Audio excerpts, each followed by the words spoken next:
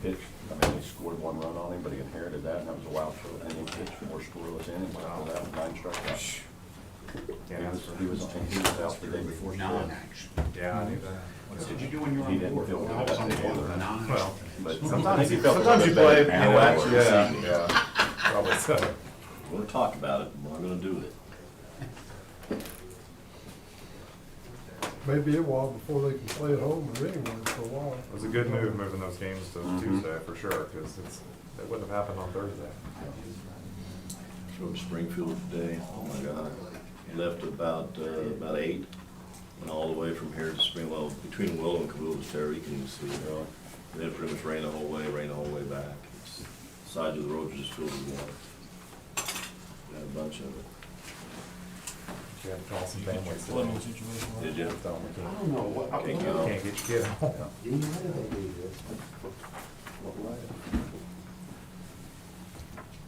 Why can't they just glue it together? That is the dumbest thing Yeah, well, anybody ever spent $10 on. The basement had 4 or 5 inches of water. Zero use for one of those ever. No plumber ever put one of Okay, those well, in. I was looking over there at something unrelated. Pretty I'm certain. like, what do you have in the basement? So they make a sleeve. I'm gonna tell him about It's it. it's called repair coupling. It does not have the ridge in the middle, so you can slide it all the way past the pipe, pull that one over, slide it back up. We're ready to start. And it costs about 59 cents. 4 inches of water in that. That's $12. You know, down in their basement, like, stairs. I was like, oh, there's water in there. You need a gallon. Fought it all day. Nice. All right, I'm gonna call the meeting to order. We've got a pretty short agenda there, but probably a pretty long meeting to go with it, so. Yeah, and the agenda, it's a planning session. Appreciate you all coming in this evening, and there's times where we just have to have a planning session because it's a lot easier having two conversations that don't lend themselves well toward a regular business meeting. And so, it's just easier to kind of do it this way and kind of lay the groundwork than rolling into the next board meeting as far as where we are. There are, and a lot of this is, it's non-action, so no action this evening, no executive session this evening. It's just purely talking about a number of issues that we'll be facing as we start moving toward the development of the budget, as well as some planning for next year. And I'll get some thoughts and direction from the board as we move forward. First of all, on the first page, that's just the very generic agenda. If you turn to the second page, you'll see a list of items that we would like to spend a little bit of time this evening visiting with the board about. I say we, both Dr. Spence and myself, it's going to be kind of a tag team this evening. The superintendent transition, I think, has gone fairly well so far. No, we have to be respectful of this fact that Dr. Spence still has a building to run, and that's not going to change until we actually, things will slow down for him maybe once we get school out, and once we get through graduation. But we have been able to find some time to sit down and discuss some different issues. We kind of talked about some salary proposals and packages we're going to share with the board this evening, kind of give you an idea what we're thinking about that.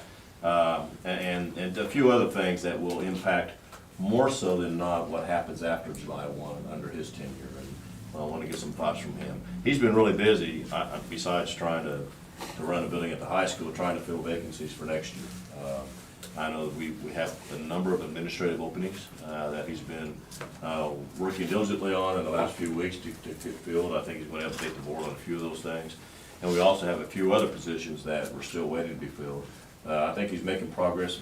I think by the April board meeting, you will have recommendations to approve some pretty key positions as we move forward. And then I think after that, we're kind of looking at filling our teaching positions. So what I might have him do, and then the next page in is a personnel sheet update. And you might just refer to that, and I'll just have Dr. Spence kind of go through and share with the board where we are on a few of those key positions. So, Artie? Sure, the teaching positions obviously are still open and we're working towards those. The administrative positions, we've had the teachers sit in the middle school. We had teachers sit in on 2 interviews with 2 really strong candidates for a middle school principal position, and I offered that to someone today, and hoping that goes through, so I should have something for you at the next board meeting for that. But really excited about, really had 2 quality candidates for that it came down to, and got some teacher input on that, and we're able to make a good decision, I think. And then elementary principal, we also have a really strong candidate there that was able to meet with teachers today, and their feedback was really good. So I think we'll have a recommendation for both elementary and middle school principal for you next time. And then I know everybody wants to know about football coach, and Coach James and myself, and Mr. Schmidt have been working hard to sift through that process, and it went a little longer than we wanted it to, but we have offered that. And Travis Payne out of California, Missouri has accepted that position. So he brings a lot of experience. He's currently at California, where he's the offensive coordinator. Worked in El Dorado Springs for 7 years. 5 years of that as the offensive coordinator. He played college football at Benedictine College for 4 years. He was an offensive lineman. Came very highly recommended to us, and I think he's going to do a nice job. By the way, Coach, that's on the Kansas side. Benedictine College, by the way. You're not laughing. No comment. I didn't hear it. That's actually, that's where Sam Chaney went to school. What? Sam Chaney played football there. Benedict. Oh, okay, Benedict yeah. Now I heard. Yeah, yeah. So that's kind of the update on the personnel side of things, and again, hopefully we've got even more to share with you in the April board meeting, which is just a week from Monday, so pretty quick turnaround. Yeah, it appears, if you look at your sheet, I mean, the bottom two administrative positions, it appears will be filled by the time the April board meeting rolls around. At least we'll be asking the board to take action on two new people to fill those positions. And then, of course, the conditioning position at the high school will also have a recommendation at that time. And then pending any other administrative changes, it looks at that point in time, it's gonna be just filling our teaching positions. And so for this time of year, I mean, it's early, but it's not unusual. We've had probably more than our fair share of resignations this year. But for, the end of March, 1st of April, we're not doing too bad. I think we still have another 6 weeks or so to fill some positions before school's out. So I feel fairly comfortable that we'll be in pretty good shape once all that's said and done, so. It'd be good to get those administrative positions filled so that we can work towards the transition going well here, and now we'll have transitions at the building level as well. So transitions all over the place, but I want to get those big pieces in first so we can let the dominoes fall. Are you able to share with us at this point, the gentleman you hired for the football coach, what teaching position he'll be filling also? Are you able to share that at this point or not? I think we're looking at It will be weight training or PE, depending on a couple of other situations and other staff we might bring in. As I understand, I did visit with Robert. He is a certified PE conditioning He teacher, is, so he yes. should fit right in. Shouldn't be an issue. So. Any specific questions about where we are with personnel as we transition to next year at all? Okay.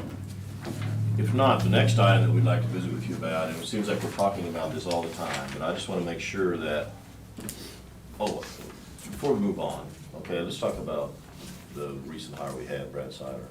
Oh, yeah. Why don't you talk about that Yeah. a little bit, because that segues right into what we're talking about. So we needed some maintenance help, and had a couple of names on that, and Brad Seiler was one that came up, and was able to talk to Brad with Josh Owens, and Brad comes from he's got a really extensive background in construction. He runs crews in Springfield. Wanted a chance to be more with his family more, and just and get a better schedule on his day, and so felt like we were able to really get a good guy there that's going to be project based, and Josh and I talked a lot about having a guy that can work on projects for us, because a lot of his day is spent taking care of all the stuff that comes up that needs immediate attention on campus. And so the projects we really needed just kept getting pushed back and pushed back and pushed back. So Brad's somebody that can come in and work on those projects and really devote his time to that. And then when the other guys are free, they can come assist with that, and should really get our campus back up to where it needs to be, because we're falling behind on our maintenance needs on campus. So it's a good opportunity for us to catch up and get somebody with a really good skill set that is willing to come work for a public school. I know that Josh had an opportunity to visit with Brad, and was also very high on him as well. And I think it'll be a nice fit, as Marty said. I know Marty, moving in, has some ideas in mind for some, as he says, some internal construction-based projects. Brad would fit into that very, very nicely. Brad has a background for doing construction management. He has a background for, building from the ground up and supervising subs. So he can certainly play a big part of some future plans for the school district, which will free up Josh just to focus on the maintenance side of it. However, if Josh ever needs help, then Brad can surely step in and help him. That's not going to be an issue. So I think it'll be a nice touch. Now, the reason I wanted to have Marty kind of talk about that is it's a nice segue into both 2 and 4, and I'll probably have these out of order, but what I'd like to do at this point, kind of talk about 2 and talk about 4 on those list of ideas. And just set the roof planning project off to the side for now. The reason I would like to talk about this is at the last board meeting, if you recall, we talked about the budget for ESSER 3. And it seems like we have been talking about it ad nauseum. But I still want to bring that up for you again and kind of look at what we have. If you look up at the screen, this is currently what we have. This should look familiar to you. This is the exact same document that I shared with you at the last board meeting. As you recall, our final ESSER 3 allocation was $3,429,049, which was an increase of about $40,000 or $50,000, if not more. I can't remember anyway.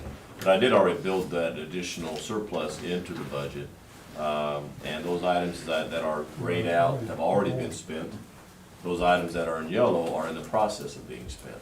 And some of those items that are in yellow are over a 2-year period, so it's gonna take, we have until October 24 to actually spend down those dollars. So some of those are already being paid. Most of those are salaried people. Most of those could be tutoring. And so they won't be actually expended until we get down to the end of the ESSER 3 allocation, which, as I said, is going to be in October of 24. With all that being said, we did add the take flight room there, 3 additional pairs for learning loss. And one thing I visit with Marty about, now things will change. I mean, this isn't written in stone. All right, we can talk about it now. I'm going to submit a revised, amended budget to DESI. And DESI, we cannot, as I said before, we cannot request reimbursement until DESI has approved a revised and amended budget. However, that can be revised and amended at any time during this process.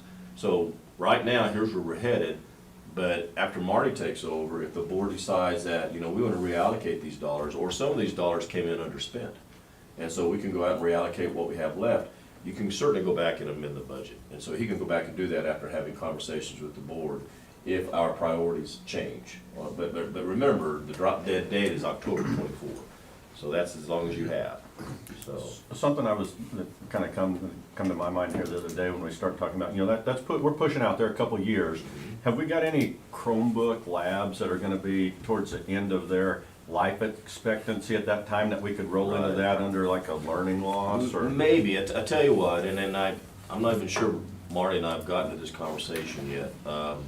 If you recall when ESSER, it's before ESSER 2 came out, I think it was the CARES money. When the CARES money first came out as ESSER 1, we bought a ton of Chromebooks. I mean, a ton. And to the point that we have 1-to-1 for every kid in the district, not necessarily take home, but that's how many we have. Now, that kind of posed a problem when Andrew came and talked to me and said, okay, that's great. It's like good news, bad news. What happens in 5 years when they go out of service? So what I've worked with Andrew is that each year, he's gonna set aside a certain amount out of his budget, and then I or Marty will need to match that and put it in Fund 4 to set it aside for 5 years. So when it's time to replace them, we've got the dollars to do that. Because all those ones that we purchased at one time, they're all gonna go out of service at the same time. So it's gonna be a budgeting thing. We just got to set aside $10,000 or $15,000 a year for 5 years. And that'll give us enough to be able to replace all those when they come due. We're gonna have to, the tricky part's gonna have to be trying to get back into a rotation again.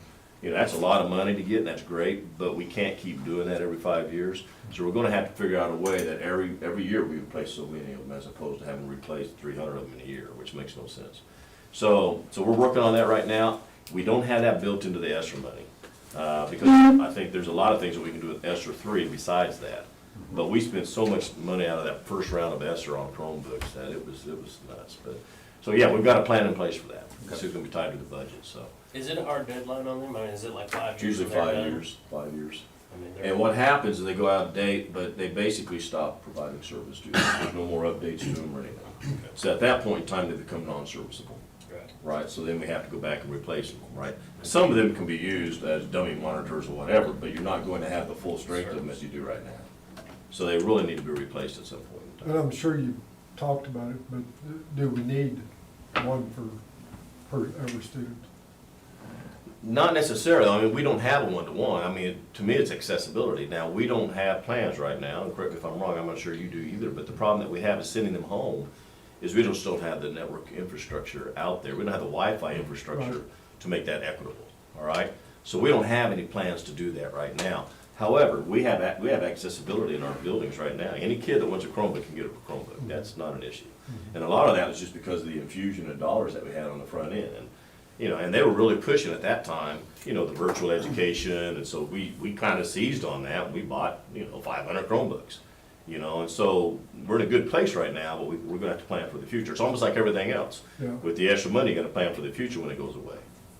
And so, but yeah, there's no plans right now, other than one-to-one in the district, to really send these home with kids at this point in Yeah. time. You know, some kids would go home and it wouldn't be worth any more than a doorstop, because they just don't have anything that they can do with it, so. Right. So, I mean, it may not be necessary to replace all of them. Right. When 5 years comes No. up, you may go down to only replace 80% of it. That's right, that's why, and that would be a conversation Marty has with Andrew, they're gonna have to figure out a plan.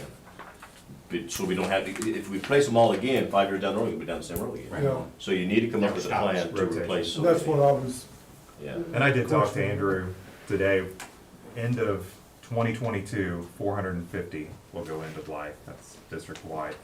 2026 is the year, 1,029 Yeah, will go end of life in 2020. yeah, so maybe you 2026. So replace that's- half of those in 24 and just. Yeah, and we could still use Trade them out early. possibly some of that ESSER to get some of that back, and so we don't have that huge bill come due in 2026. But he And said you- right now Chromebooks are like $315 a piece, so for just this year, it would be $142,000 to replace everything. Stay even. Yeah. and that is something you can look at when we get down toward the end of this, if you have $200,000 or $300,000 left that you're trying to figure out what to do, Right. that might be an That might option, be a just good- buy yeah. some.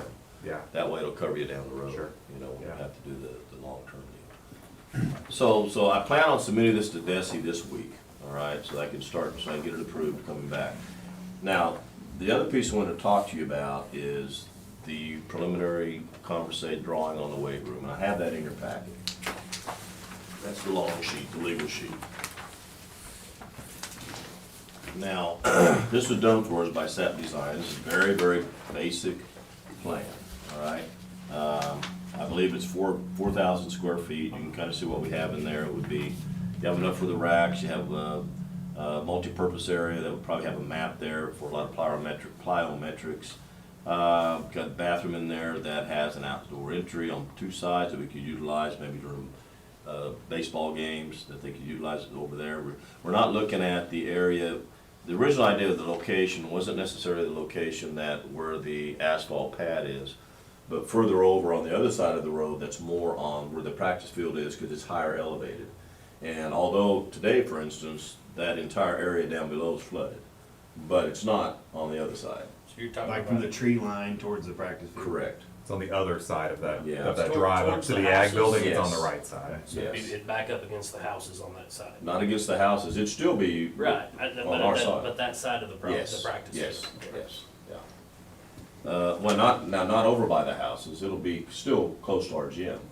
You know, that little trail, that Yeah, road yes, that comes in, yeah. it's just on the football practice field side of that. On the north side. Even that small location is higher than the other If one. you're standing at the back door of the gym, looking at the tennis courts down there, it's just to the right and up further, past the road that goes through there. People drive one down, it's just You'd on be on the the other side of the road, yeah. Yeah, because the looks of it, it's higher elevated.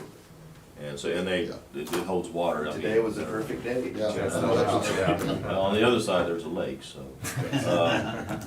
So that would be good, okay. Now, the reason I share this with you now is maybe looking at going a different direction, taking the idea in mind that we have somebody internal who could probably oversee this thing and make it happen.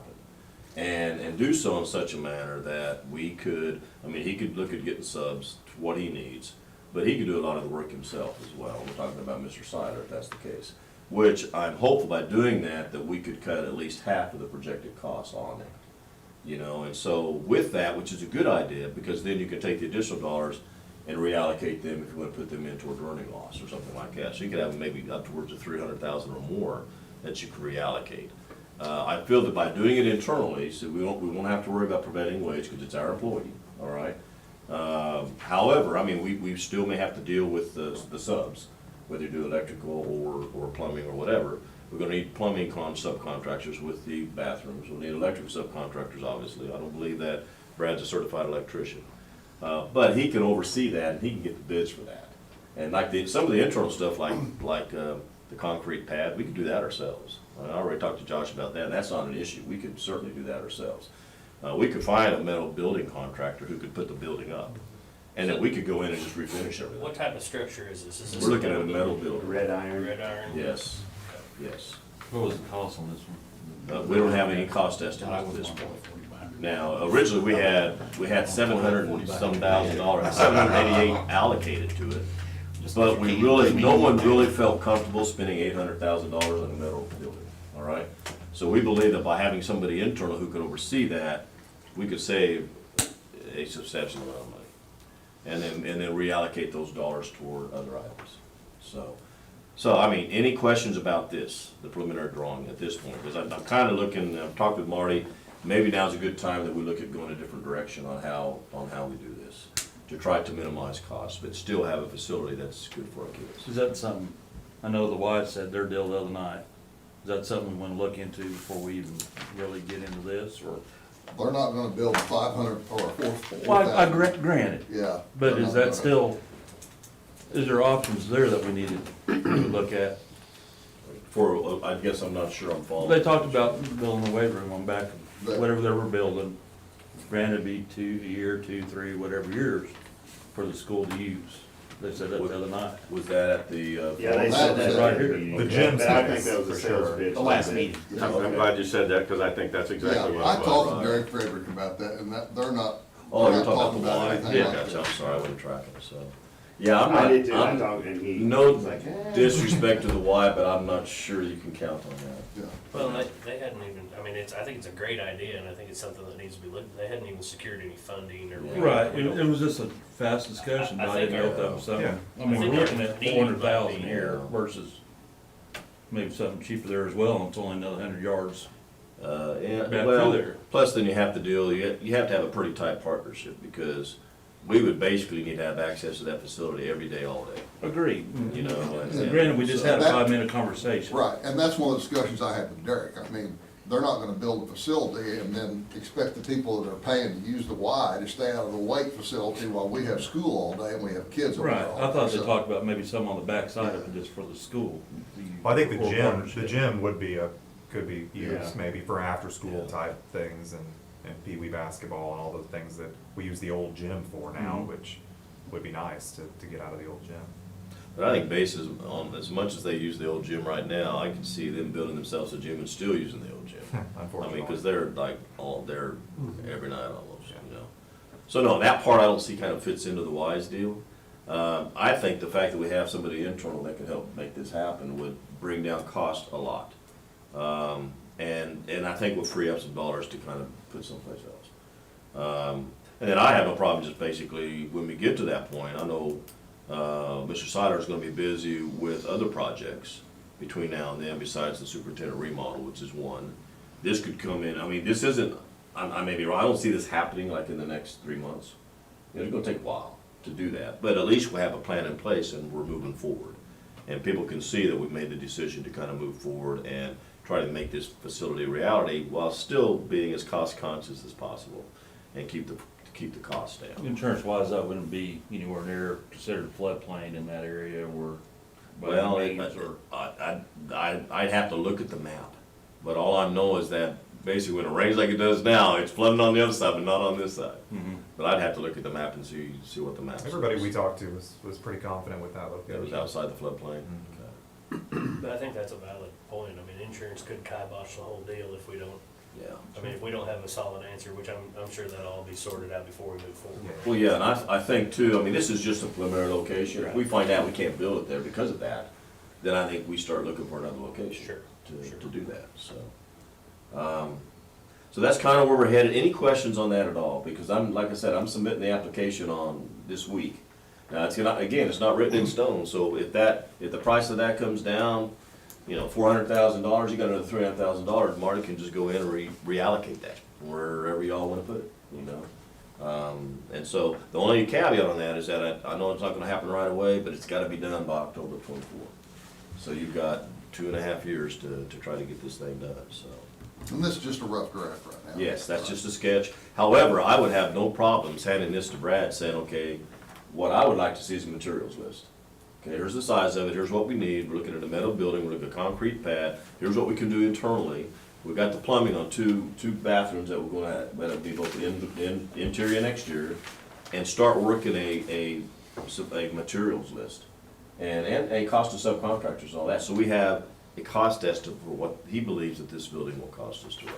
Well, I Did just any think of it's, the, go ahead, Mac. did any of the coaches or Robert think that we ought to add showers? That's, Yeah, well, we met once, we met with the architects, I don't know, did we even That really was a talk about showers? conversation. I think we did, Yeah. maybe. The coaches felt like it wasn't necessary. It kinda said that the kids don't shower. Yeah, Well- which, that's a whole separate conversation, but it's not what it used to be with kids and taking showers. The coaches felt like Oh, I it know. wasn't necessary. The design company that we sat down with, they were a little more adamant about those being there. So this could change, obviously, too. I think it's crazy not to build, not put showers in. I agree. Myself. What's the sidewalls on this? What's that? What? Sidewalls, how high are the sidewalls? Oh, gosh, I don't have the specifics on it, I don't know, I could find out. It's 100 by 40, I don't know, I'd have to email that back to them, kinda see how they had that planned. So I don't know how high it goes. Whatever you order the building. 30 feet? 30 feet, 30 feet's perfect. probably. I just threw that out there. I mean, A lot of air days. That's a pretty good area. that overflow space there. What's that? That overflow space there, I mean, could that be utilized for, if we decided we needed showers? Well, they've got a place there for it. The locker Oh. room, The locker room. they've got possible shower area right above the locker room there. Oh, okay. So it I is, see. it is We in can there. build it in there, so.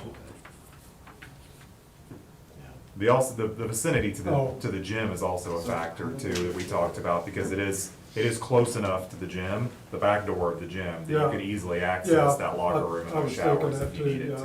to. And like, So if this is a- like they say, kids don't shower like they used to. No, they don't. Oh, right. They, Just through the locker room. you know, they grab their stuff, They have and access right the there. bag, Move and on, yeah. take off, yeah. Well, They spray some body spray on and go. It's like, this facility sometimes is gonna be used when your gym's not gonna be open too. If kids wanna, you know, Yeah. like, they may want that, and to me, the cost, if your plumbing's there, the cost is gonna be, Yeah. Negligible. Minimal. isn't it? Yeah. Yes, I mean, it to me, it's just, I think it's just crazy not to put it in there. I agree. But there again, I made kids They may shower. not shave, She shower made this, kids shower. this year, but 10 years from now, That's they may be good. all about Yeah. showering. Yeah. Whether you had hot It water does or not. change. Yeah. That's Teachers right. appreciated you. Yes. Yes, they do. Hygiene is a good thing. Hygiene is good. So I'm gonna go ahead and move forward. Probably what I'm looking at is just use this preliminary design and just, at this point, go it alone. Yeah, And, turn it over to the guy that we hired and say, what can we do to make it Yeah. happen? And you hired him, he's on staff. Yes. He starts April 11th. So, I'm fine with the in-house thing. okay. Well, Well, I'm afraid it's gonna be cost prohibitive Makes a lot any of other way. sense. Yeah. And it wouldn't be, really well, even with extra money, I know using their own guy, but they won't We require. will on the subs probably. If we do it, if we're being an electrical contractor or a plumbing contractor, I believe we'll have to pay the prevailing wage on that. But even, like, if you hire Coulters to put the HVAC system, you gotta pay prevailing wage to them? Yeah, I believe we do because we're using federal funds. Now, they may not push the issue, but I don't think we want them coming back a year or two saying, you probably should have paid us more on that deal because you paid federal funds on it, so theoretically, yeah, they may not ask for it, but legally, we probably need to, so. But the problem is that for an electrical subcontractor, or HVAC subcontractor, you're paying Chicago rates or whatever, or New York rates, and it's just crazy for On a down building here. like this, I mean, don't we have a guy that does HVAC We do. stuff? We do, yeah, we could do a lot of the HVAC ourselves, the electrical, probably not, and the plumbing, probably not. But yeah, and Mike could do the HVAC stuff, I believe that wouldn't be an That's issue. one of them savings there. Yeah. Sure, yeah. I mean, that's the advantage to having some people internally who can do that kind of stuff. Yeah, I mean, that saves us a lot of I'm money. positive so. Josh could do Well, that. It's very so- easy. Right. Just I think it's an trying to understand, licensing. we had to pay somebody, so like, we have an electrical or plumbing issue in our school, do we or is there some sort of code or something that Josh operates by that we have? Just I mean, depends on who's paying for it. If we're paying for it ourselves, we don't have It's not an to. issue. But if the feds are paying for it, It has to be per per code. prevailing wage. No, that's not what I'm saying. As I'm far as saying codes, yeah, I mean, there's, City code. yeah, and what we don't have codes. Yeah, there's no Little code. Springs doesn't have any codes. Schools run off a different code as So well. we're, I mean, we're We gonna- do, but, I mean, it's a leap of faith on this deal, you know, I mean, that's what you lose by not having an architect involved. You know, and so, but we're talking about a metal building. We're not talking about, you know, a large school structure that's gonna house 1,000 kids. Right. It's a metal building. Sure. So the liability on that, I think, would be minimal. So, So you don't believe that this Siler gentleman would be capable of putting Well, plumbing in the concrete, or is that not in his skill set, or? I don't know if he does plumbing or I'd not. have to ask him Yeah. specifically about It that. runs downhill. If you do it right. I mean, that could be an No, option. do it. Yeah, we haven't Yeah, gotten we're into The gonna- more we can do internally, the more money we save, Yeah. you know, but yeah, I mean, that would be really good, so. I just think that for the dollars we were talking about, this, I think, would be a little more reasonable way to get the job done, Absolutely. you know, Mhm. without I agree. costing us a whole lot of money. And I think some of those questions as far as plumbing and all that is stuff we can, Yes, as those we go. get, you know. Right. That's exactly right, so.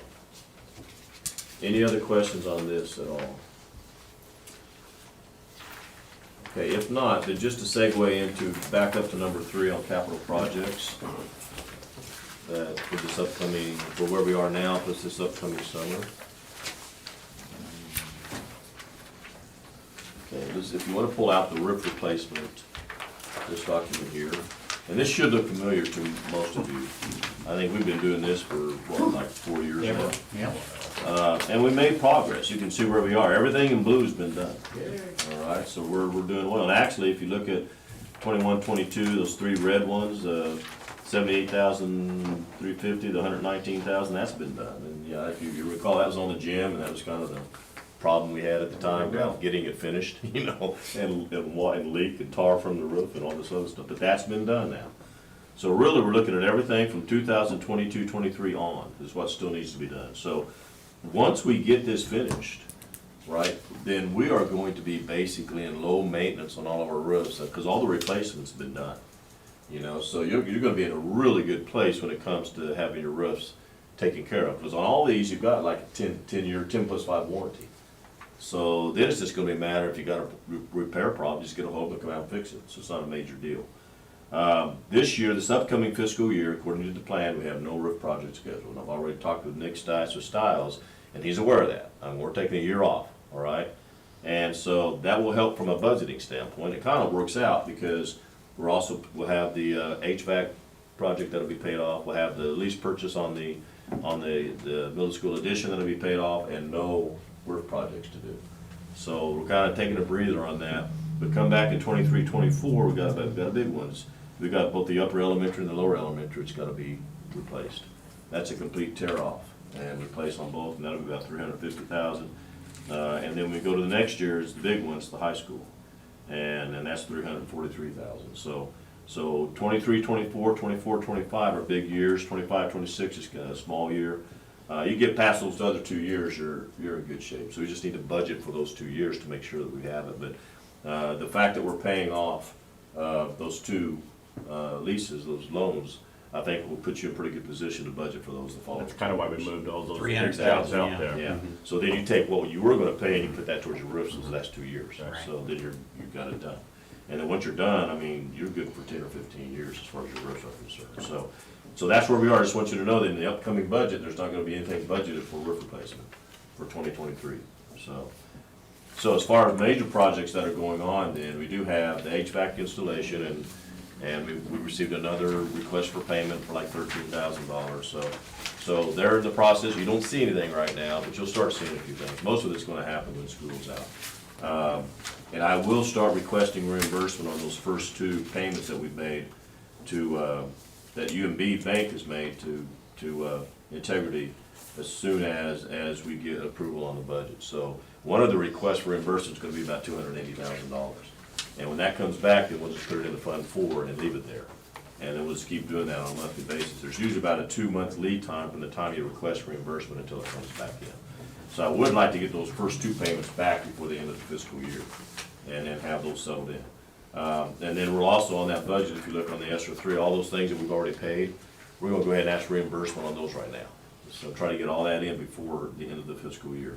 So the HVAC's gonna be the big project, all right? And that's gonna be, they still say they're trying to have it done before August, before school starts. And so if they can pull that off, I mean, I think if they can make it functional, and they may have to go in after school starts and kind of tweak it and work with the controls and work with Mike and all that, but if they get all that done in 3 months, it's gonna be pretty amazing that they're able to do it that quickly. So we got that going on. I know that Dr. Spence would like to see us move forward with the superintendent office remodel pretty quick. So when are you planning on starting that here as soon as Mr. As soon as Snyder we can, starts? yeah, Because I think you've already relocated a lot of stuff that was in that area, yeah. so it's Kinda empty. Cleared now, it right? out, and yeah. Okay. yeah. Okay, so that's gonna be a project that's going on. And then at some point, I know Dr. Spence is interested in moving toward control entryway at the high school, which, like a controlled access point comparable to what we have at the elementary school, where they will come into an enclosed area, and they have to be buzzed into the remainder part of the area. There'll actually be an office there that will actually greet them when they come in. And I think he's kind of has a plan in mind. I think you've talked to the officer more about what that might look like. Again, that's something that Mr. Siler could probably do for us. But I think it'd be a matter of partitioning off the commons area Yeah. in such a way to do that, maybe build another office in there or something. Is that about right? Yeah, we've Okay. worked it out, and we got Okay. some layouts of how that would look. but- So in terms of priority, are you thinking superintendent office remodel first? Mhm. And then weight room, common area, what are you thinking?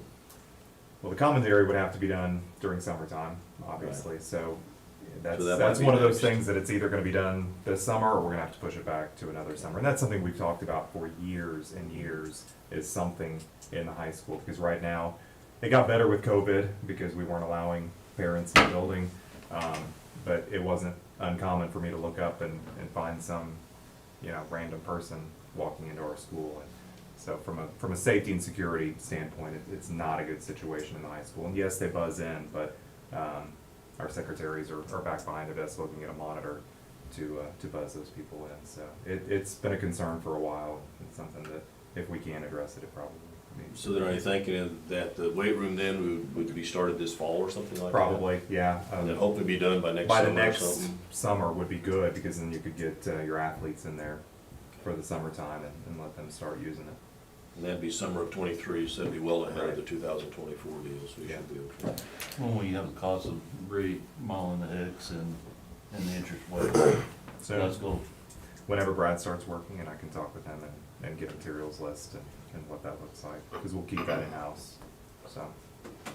On the superintendent's office, are the people that are in there, are they staying in the same place? Yeah. Or is that, and how Yeah. that works, and you're gonna be where Well, it used to be with it was the workout room for the staff, which has now been relocated to the old gym where the weight training facility Mhm. used to be. And then, we had a physical therapy spot that we've also moved over to the old gym. So through that, it's opened up space for all 3 spots Okay. there. And, I just think that it would be really nice to have, this is not something like, oh, Marty wants a new office at all. I think that's a great office down there. In fact, it's probably gonna be better down there than what this will turn out to be. But I think it's really important that the superintendent is on campus and visible to the staff, where I can easily walk through our buildings and make sure that everybody's good. Sure, I just wondered if the other people, they're just staying where they're at. Yeah. Chris, Yeah. whoever else is there, Yeah, right? although I like Chris's office a lot, and I give him a hard time about. Is that You'd the- like that one, and yeah. He's got the best yeah. office on campus, Yeah. but He does. We'll let So him what are you keep it. gonna do with the old superintendent building? don't know yet. We've had some talk of parents as teachers and some other Yeah, one option. singleton type people that could move into there. I think one option that would work out really, really well is, and it falls right in line with the MoDOT building, is that as we develop expanded career and tech ed offerings over there, programming, that would make a really good administrative building for those programs. Because at some point in time, if you build a number of programs, you're gonna have to have a director over those programs. Because that's not something that the high school principal can oversee. I don't think the superintendent can oversee. You need somebody who's in charge of career and tech ed programming.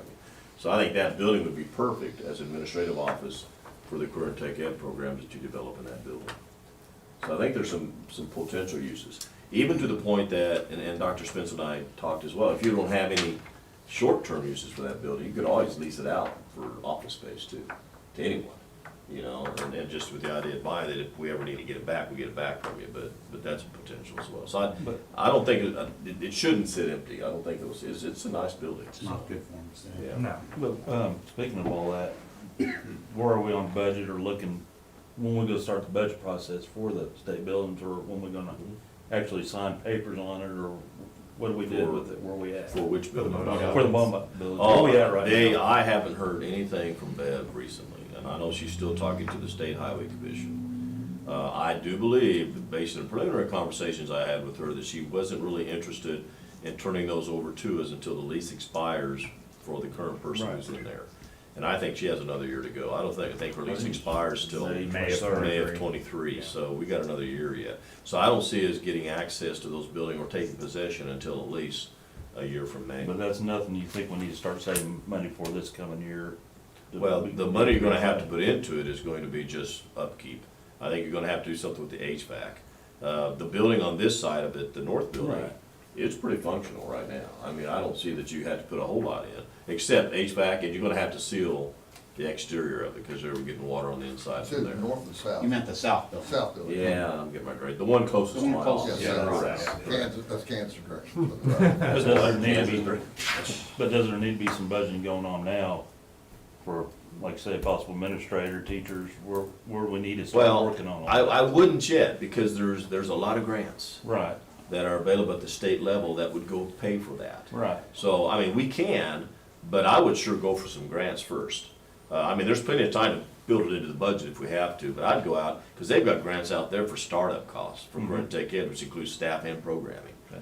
So I'd go that direction first before you start building it in the budget, but you've got a year. You know, this I is. just didn't want to get a year from now going, No. no, we didn't do Yeah, nothing. no, what I would suggest is if this We're is hit. something as a board that you're interested in moving, and that what I've heard from the board is that you are interested collectively, then that might be something that Dr. Spence has planning sessions with you beginning this fall. Saying, okay, what kind of programming are we talking about? And start researching grants right now. You know, because I could see us writing for grants in the fall to receive the following summer to already have them in place. So yeah, you can't wait till next summer to start doing the No, planning. because we'd be another year behind. Yeah, you can't. You've got to start doing it. If you're really interested in doing this, we've already said that we're interested in cooperating with the city on the building. I believe at some point in time, that building will be in our hands. You know, but I know that Bev has to work through the Highway Commission and all that. But I still feel comfortable that a year from now, those buildings will belong, that one building will belong to the school district. So I think we need to operate under the premise that if that's what you want, we need to start planning those career and tech ed programs now. If we can get with Bev and get her to sign an agreement, even if it's Saying not by till this time we'll get 23, it. but if we enter an agreement now, we can go straight to the state and say, our expansion program is this. Yes. We can get all the money for ceiling, all the money for AC, that expansion money is available right now. Well, yeah, and I do And it believe, won't be, but I think based on conversations you've had with people at the state level, if they know that we have a building, if we have paper in hand that says, Yeah. here's the agreement, even if it's not till next Yeah. year. Yeah. yeah. We can ask for I'll that reach money. out to her and see if we could somehow expedite that process. because- I bet she would sign the papers. Yeah. Her concern is that we don't nip up a growing business in the bud. And I Yeah. absolutely understand that Yeah, viewpoint. that's fair. So, Yeah, it would help for planning purposes if you know that on this date at this time, those buildings are coming to us. So that will help us, not only in the planning process, but also in securing grants. Because that would go into some of that ESSER funds maybe as well, You could. and so just kind of need that. I think you can make the case for learning loss even with project-based programs. I think that's fine. I think you can certainly, if you're gonna reallocate dollars and you got another 300,000, that's 300,000 you could probably put toward that, which I think is a good use of that money. So I wouldn't worry about budgeting a lot right now because we're so far out, but I do think we need to start planning for it and start securing some of the grants that are available at the state side to make it happen. Because there's no sense in us spending local dollars when the state's really pushing this. Mhm. You know, now, the flip side of that is that you gotta do that on the front end, but then you're gonna have to figure out how to sustain it 2 to 3 to 4 years down the road, you know? So that's kinda how that would work as well. Which kind of update on the MoDOT building as provided that, there's not much of an update, I think she's still working with the State Highway Commission. But I will reach out to her and see if we can get something. Oh, it is It was done? supposed to be done this month. Okay, I will reach out to Bev and see what we can do to secure some type of a written agreement. So we have some assurance of when this is gonna happen. But I do think it's at least a year because I think she doesn't want to really send anybody out, evict anybody, whatever you wanna call it, so. Any other questions on capital projects? I think we covered the MoDOT building as well. Okay, if not, let's go ahead and start talking a little bit about possible potential salary proposals. And I met with Marty. Marty and I sat down last week and kind of went through several different proposals. Now, you can pass out some. Each of you pull out this document first. Okay? That is our health insurance renewal. So some of these numbers that you have on your packet are no longer correct because the health insurance came in different than what I projected it was gonna come in. As most of you, it's cheaper. Believe it or not, it was cheaper. Yeah, that didn't happen very often. When they said that, I'm like, holy cow, are you serious? Cause I just projected a 7% increase. I just figured it was 7%. And so went to the consortium meeting and they said they negotiated with Cox Health. And they kind of went back and forth on some different issues. They were pretty tough on them. You know, our loss ratio this year is 106%. It's pretty high. And so they basically, the best deal they gave us, which was pretty good, was a 5% increase. And with a cap of 7% the next 2 years. With the trade-off that we cannot, as a consortium, go out to bid. All right, we have to agree to take whatever the 7% is. However, typically, most years, it's 7%. So I'm not too awfully concerned about not being able to go out to bid the next 2 years. So the 5% for us would be an increase of about $29 per month per employee, all right, for the health insurance. Basically $30 a month. So when you look down, if you're looking at this, so on this sheet here, the yellow part, that's our base plan, okay? So if you go all the way across our base plan, that's partner 70, $2,500 deductible. If you go all the way over to the network, it says PPO, so we're PPO. So the employee-only rate for next year will be $600. This year, the employee-only rate is $571. So it goes up $29 per employee, okay? So we have a salary proposal here for the board to consider. And the 50-50 increase on the health insurance that you see in front of you is no longer accurate. All right, because we have the 5% increase instead of 7%, which is what I originally based this on. So that dropped down, that 50-50 increase in health insurance from $43,000 to $34,000. So let me start off this way. Do I have that page? What page are we looking at? This one you do. So it's right. No, it's Salary in the proposal It's packet? right there. Okay. There we go. The staple. It's the staple packet. Yeah, it's a staple packet. All right. Okay. So this was our initial salary proposal. And that's different now because the insurance is different. But if you go through that, let's just thumb through all the different scenarios. The first, if you go turn to the first page, that's our teacher salary schedule. That's what you see up on the screen right now. Our base is $33,348. If you go to the next salary schedule, that's with a 3% increase on the base on our certified salary schedule. That increases our base $1,000 to $34,348. If you go 3.5%, that increases our base to $34,500. So we looked at those two scenarios. The other issue that we looked at, if you go to the next page, are our multipliers. If you remember, we had a conversation last spring that we changed the multipliers, so we knew we were gonna have to come back and revisit this just in the terms of equity. So our proposal would change those multipliers that you see listed where you have the red, the one in the red, it would increase it to that amount. So for instance, assistant elementary principal would go from 1.28 to 1.38. The elementary principal would go from 1.45 to 1.55. Assistant middle school principal would go from 1.39 to 1.49. Each of them are gonna go up a 0.10. Same thing for middle school principal, assistant high school, and high school. And all that was to try to bring everybody back in line to where we were after we adjusted the multiplier last year. Then one other addition I have is I added a multiplier for school resource officer, for Officer Moore, because of the amount of time that he spends outside the regular contract providing services to our school district and our students and our community. And I think he's deserving of being on the multiplier schedule for that reason, all right?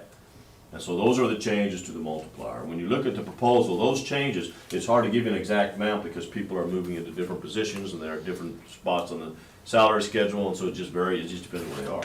So roughly, I estimate it's gonna be about $30,000 just on the multipliers, adjusting the multipliers.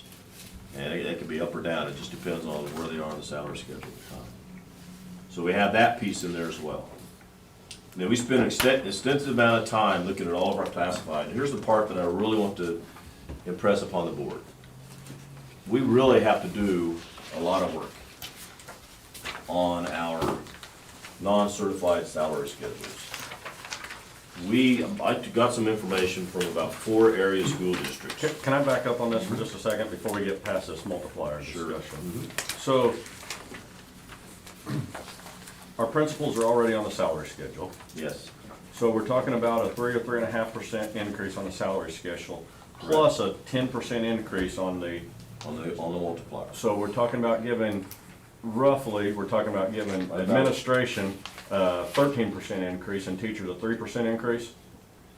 Well, I think if you look at this, I think each one of Is that right? these, well, each one of these on the multiplier, as I calculate it, would be about an additional $5,000 for each one, Okay, when I took the multiplier in. Plus, they'll get whatever's on the salary schedule as well.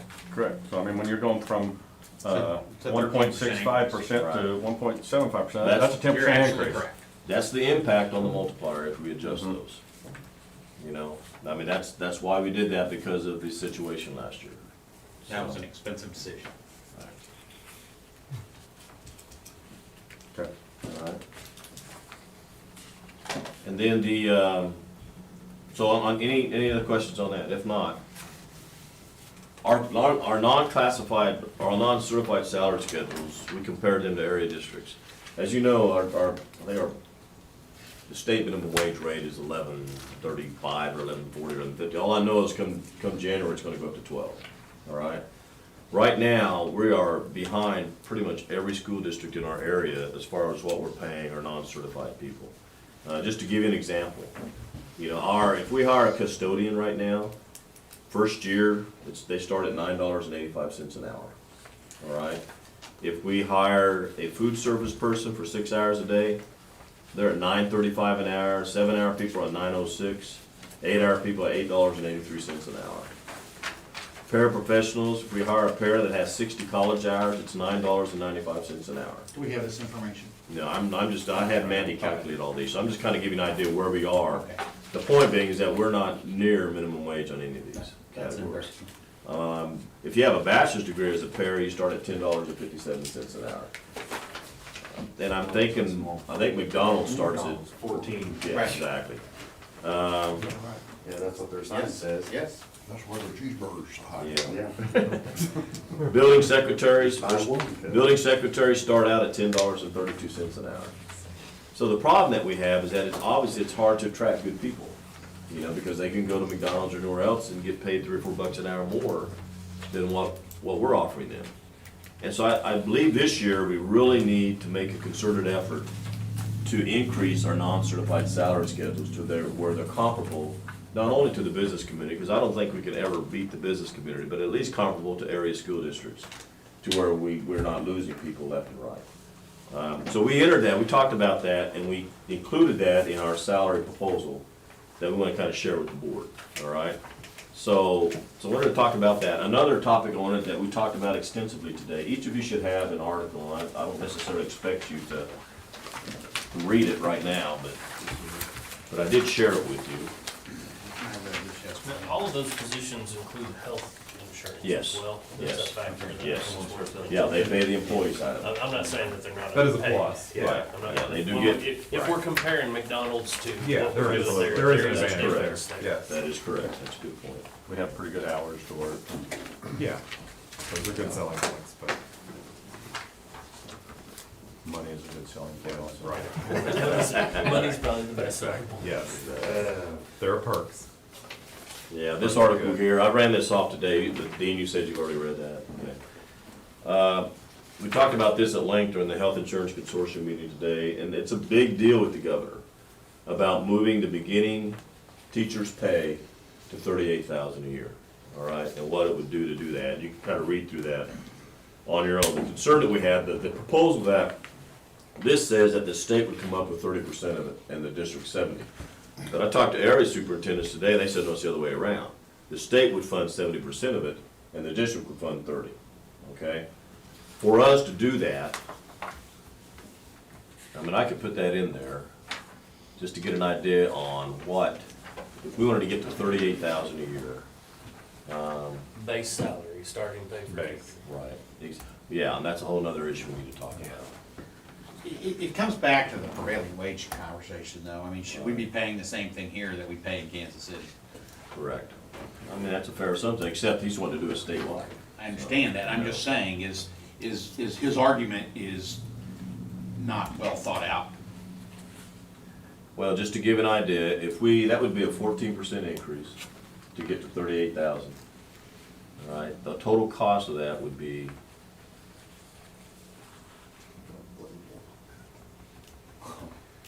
Hold on to your. and this is just for certified staff, it doesn't include non-certified. That's $785,000. a year. Every day. Not a one-time That's- gift. Is that the total? That's what it would be to increase our certified base to 38,000, not counting insurance, increases Right, in but what I'm insurance. saying is, if he's picking up 70, what? Well, was our I need to be actual clear on cost? that, because I've heard that the percentages in the article are not correct. But if it's 70%, they would pick up about 500,000, we'd have to pick up about 200,000 or 300,000. Right. That's a little more doable. If it's the other way around, Yeah. and we gotta do 70%, and they gotta do 30, it's gonna be tough, Mhm. you know? But that just gives you an idea, ballpark, when it's easy to say we need to move our minimum teacher salary up to 38,000, but it's much more difficult to do unless the state's willing to put significant dollars behind it. And the other issue, because we're looking at our minimum, we're number 50. We're 50th in the nation in terms of our minimum teacher salary. It's $25,000, all right? And the state's made no effort to increase that in recent memory, all right? The state average is 25,000, The minimum starting pay And for we're a at- teacher. That's where they set. and we're at 30. And we're at 33,383. I'm gonna say, who is it 25? Yeah, I Well, mean. there are some, believe it or not, because they Who's at talked about it 15 to get today. that average down there. I mean, No. when we're at 33. That talk- can't be the average. We've I talked, don't think no, so. that's the minimum, that's the beginning teacher salary. That's That's the minimum. every Have to pay district that. has Okay, to pay okay. that. Yeah. That's like our. And there are that's like our absolutely- sales tax. That's not the Right. average No, that's not the average, that's the beginning teacher salary. And and believe it or not, I didn't know this. Superintendents today said, yeah, there's districts that are at 25,000. Wonder what their levy is. I don't know, well, 275, I'm pretty sure, I'm pretty sure. But yeah, there are districts out there that are 25,000. If you go over on the next page, I thought this was interesting, you can see where we rank as a state compared to area states. So Arkansas is at 35,201, they're 49th in the nation. And we're 25,000, so they're $10,000 ahead of us, and they're 49th, and we're 50th. Iowa's at 37,992, they're 35th. Kansas at 38,314, they're 33rd. And then Illinois is at 40,044, they're Do 22nd. we know, are those numbers right there, is that the average starting salary, Well, or is that the that's lowest just starting the- salary in the state? Because That's we're the not minimum. comparing. That's the minimum The they gotta pay. minimum that you gotta pay a teacher. Okay. Yeah, that's not the average is the bottom below that. But if you hire a teacher, it's gotta be No, for the I'm starting talking about salary. average starting salary. I realize the bottom, the number below that is the average Oh. salary. Yeah, that But we're part. talking, we're talking this 25,000 is the state, our state's Correct. lowest school Legal- district is legal, paying. That's their state mandated. Lowest legal limit. Yeah, Yeah. exactly. So ours is 25,000 even, and theirs is 35,201, is that? Yeah, I think, that's why I think Tony's saying is we're not Yeah. looking at the same. We're not looking at the same It's not criteria to apples get those to apples. numbers. Well, and maybe our average teaching. I'm not salaries- arguing that that our starting salary needs to, that we're in good shape, but Yeah. these numbers are Right. skewed. Yes. Correct. So I thought you would find that interesting. It appears at this point in time that that particular legislation is off the table. Because it sounds like they pulled the funding that was tied to that. So I don't think it's going anywhere this year, all right?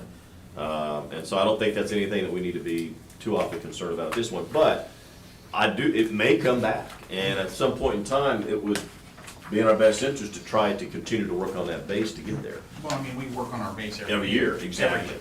Now, there's a real equity issue, because if you read through the article, and I have no idea how they think they can get away with this, that would be the starting teacher's pay for a new teacher. Doesn't necessarily mean that the senior teacher's gonna get that raise. It's just for a starting teacher. So then you get salary compression, right? You're gonna have a starting teacher, and you're gonna have somebody who's been here for 10 years, they're gonna be making pretty close to the same amount. How's that work? I mean, that's not good for It's a morale. killer. But maybe Yeah. I've got, I'm sure, too much confidence in the intelligence of our legislature. But Nicely put. it's even indicated in here that there's some people that say this isn't gonna work, the way it's written. And I think that by putting it off, a year, that by then they're gonna realize that they're gonna have to add a lot more nuance to how they implement that. And provide for just that problem that, compressing the, Yeah, I don't see any way you can do it unless you spread it through the entire schedule. yeah. I just don't see how you can increase your starting pay to a teacher at 38,000 when you got somebody who's been here 10 years making 38. It's gotta blow all the way through the You schedule. got to, Yeah. which is gonna be really Break us. cost prohibitive. Right. It's gonna be very expensive. Well, you just teach 2 years, quit, and then get rehired again as a new teacher. Yeah. Do that. I mean, You know. now, it doesn't make any sense what they're trying to accomplish. Well, I you'll mean, have I get people- it, but, Their heart's in the right Change. place. You'll have people moving district to district a lot. well, they more. can't do that at the cost of your senior teachers, Yeah. I mean, that just doesn't make any sense. But this wasn't well thought out in the proposal, is what you're saying, right? No. I mean, when it came up with But it it. sounds really good. Yeah. I think it's the governor's baby. Yeah. Now, I think if it doesn't get passed, which I don't believe it will, I don't think the governor's gonna be very happy. Because he really used this as a soundbite back when the legislature started, Yeah. I think And that- it's not gonna go through, so it's gonna be interesting where this thing goes between now and next year, right? But, I mean, if we do 1% on the base, that's another it's gonna get us another $1,000 closer to it, we'll be up 34,343. And that, I will tell you, is one of the higher bases around this area.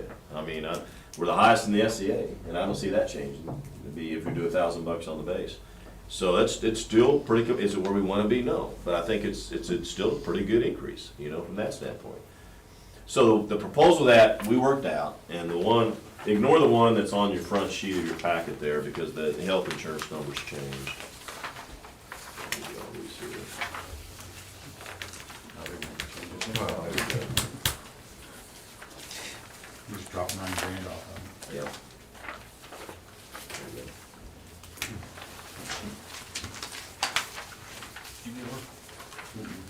It's coming around. Thanks, Jill. Jill said he started this way first. Adam's driving over. So- That. Marty and I got together. Now, one more thing I want to bring your attention to. If you look in your packet, you can look at this at your leisure, but we did multiple scenarios. You have your custodians. If you go to the page right after the multipliers. All right? So we worked through the custodial salary schedule, all right? Proposal 1's 2,500 on the base. Proposal 2's 2,000 on the base. Proposal 3's 3,000 on the base, or 1,500 on the base. And you can see the total cost of each one of those per category, okay? And those are real numbers. That's based on people that we currently employ. Do the same thing on food service. If we do 2,500, the cost of that proposal, 2,000 cost of that proposal, same thing for proposal 3. All right, so you can see the cost. Same thing for paras. Paras are probably the lowest category that we have right now. And like I said, you're talking about somebody that has 60 hours of college that we're starting for $9.25 an hour or something like that. It's gonna be expensive to fix. Crazy, yeah. And proposal 2, you can see the cost of that. Nurses, and our nurses aren't too bad, we're pretty competitive, and basically they would be at 30.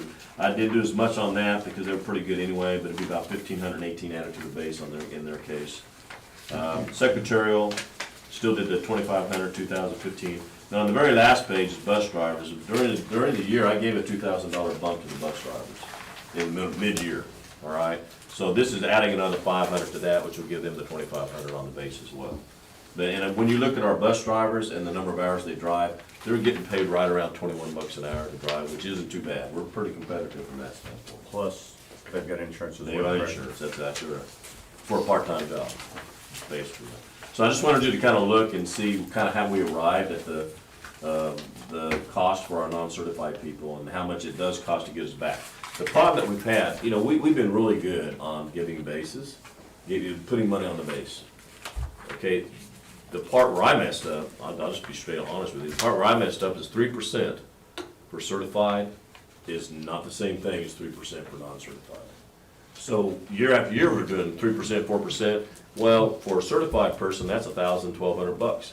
For a non-certified person, that might be $200, $300. So that's why we have to infuse dollars in there right now to get them back to where they need to be, okay? Otherwise, we're just gonna have a hard time hiring people. I mean, I just think it's gonna be more and more difficult every So year. have you got a figure for us telling us what all of these proposals, Yes. the top proposal? If we give plan one or proposal one to everybody you just went through? Right, proposal one would be this proposal. Well, No.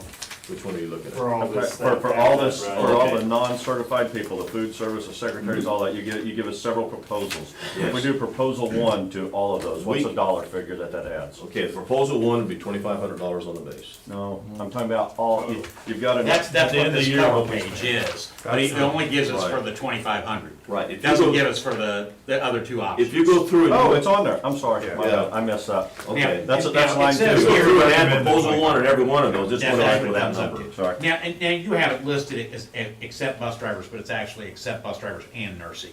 And that's true, I'm Right, sorry, that just is to make correct. it That's, clear. that's correct, yeah, that is Okay. correct. Okay. That is correct. I messed up, I'm Okay, sorry. so the total cost of that on the proposal one, with the exception of the bus drivers and the nurses, comes out to $207,141 for our non-certified.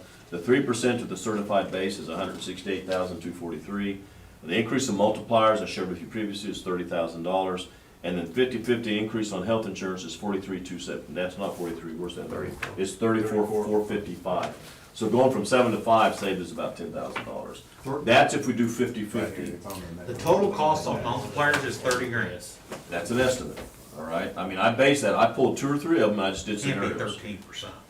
Well, because they still get the Oh, the increase on. 3% shows up in the. Yeah, they get the 207. salary Or schedule. the The- 3% Yeah, shows some will up. move That's over, move 68. down, some will move over, move down, they'll get that, some will get whatever we But put if on the the base. they'll multiplier get is that. 10% of the base, for how many people is listed there, that can't be 30 grand. That's gotta be. So I'm slightly confused on, Happens every year. Oh, because there's only 7. so Only We're not doing 7 people. everybody. Yeah. Only Yeah. 7 people Yeah, affected. correct. Okay, I'm, Correct. okay, I withdraw. with these numbers that you provided us here, that is not doing this for the nurses or the bus drivers? No, it is doing that. It's doing that for the nurses and that for the bus And that for drivers. the bus It's Correct. just It's not the included in there. 2,500 Right. is. It's not Okay. 2,500. That's why it says accept. Yeah. Correct. Right, they And- get and it, they nurses. just don't get the 2,500. Right. Okay. And the bus drivers actually got Because they got 2,000 it. already. And they already got theirs. Right. And the nurses are pretty competitive right now. Our nurses, I thought we had nurses that had RNs, we don't have. They, all 3 of them got already. Okay, well, am I missing? No, they're all down to 31,450. I did R. registered. I'm learning real quick. Thank you, I messed up. Tough crowd. Okay. Keep them glasses on. Well, you throw all these packages at us, and Well, there's there's no, no- there's I wanna make sure you know, we did our due diligence. How many weeks have you been working on this? We've been working on this for at least a month and a half. Yeah. Oh, man. So, Day after I was hired. the proposal that we have before you is the one the single sheet that I just handed out. It's a total proposal of $439,839. Now, that's 50/50 on the health insurance. What that means is that's a $29 increase. So the board would increase your contribution $15 a month, and the teachers would do $14 a month on their. Which makes theirs how much? Theirs would be $131 a month by adding $14 to it. Right now, they do $117. 139 is what you said? 131. Right now, it's 117. An additional 14 would be 131 next year per month. And just to give you some context, last year, our salary proposal was in the neighborhood of just over $200,000. All right? So just kind of let you know kind of where we are here. All right? I still feel comfortable with it. We can do that. We do have, our balances are up now, which is good. We can sustain this for a year or two, but as I showed with Marty, he just needs to monitor our unrestricted reserve balance a year or two down the road and kind of see where we are at that point, all right? Because if we have to get smaller, we may have to get smaller. And you gotta kind of see what happens with state funding. between now and then, because state funding may pick it back up too.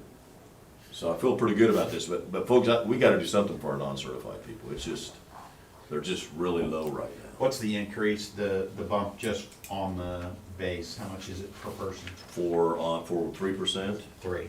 that, well, it would increase the base to 340, exactly $1,000. It's exactly $1,000. Exactly 1,000 on 3%. So we If you give went them 3.5, 1,000, we take 14 away. what's that now? We give them 1,000, we take 14 away. 14 a month, A month. times 12. A month, times Right, 12. exactly. Yeah. And then and that's That's where. what I was trying to get Now, to. if they're not frozen, right, then they get that movement too. Right, Yeah, if they they're get- under 17. Yeah, if they picked up hours, they can move over. If they didn't pick up hours, they still get down, so they get 676 when they go down. Right. So it'd be the 1,000 plus the 676. Minus. Right. Yeah. Minus the 14 bucks a month. Unless Less than $200, they're at right? step 18. Then they get the $1,000. I think that's a whole other conversation. Yep. was So that? were you getting at Did I what miss would it something? cost Year us, 18, what would it yeah. cost Yeah, that's us a to whole pay, Yeah. pick up all the teachers? Is that what you were getting at, their extra? Yeah, Well, well, I not- wanted to It'd be know, all certified, wouldn't it?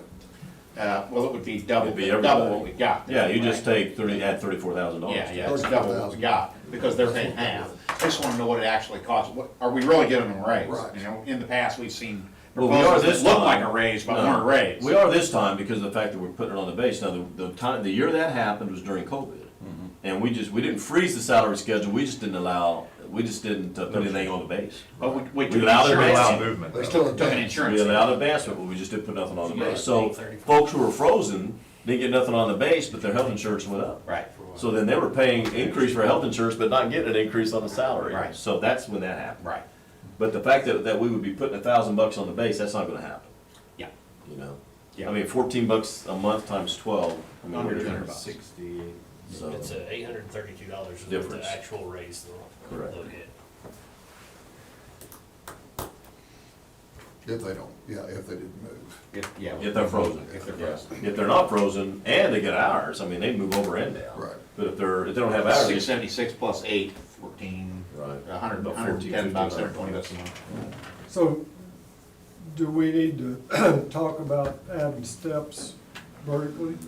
well, Maybe not this year. I think we can, but not this year. Marty and I had that preliminary conversation saying, Marty, I think this one's It's yours. gonna become my baby. Yep. Yeah. Well, but That's I'm cheap. just throwing out the, or not suggestion, but just the other option would be to increase the base only 500 and add another step. What would that cost us? The cost will be, once you start going down, it becomes very expensive very quickly.